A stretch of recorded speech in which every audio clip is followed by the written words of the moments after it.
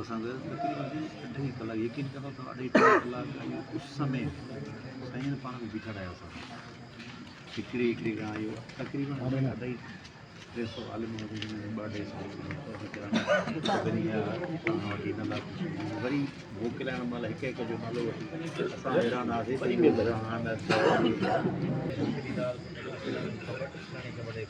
किताब नंबर ऐं जुल्द अहिड़े रंग जो हैरत जूं ॻाल्हियूं तारीख़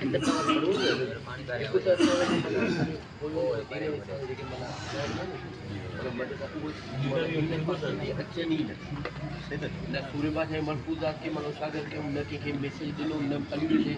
सूर्य बादशाह जे माना मलफूज़ात ते वेही के माना उहो करायूं प्रोग्राम करायूं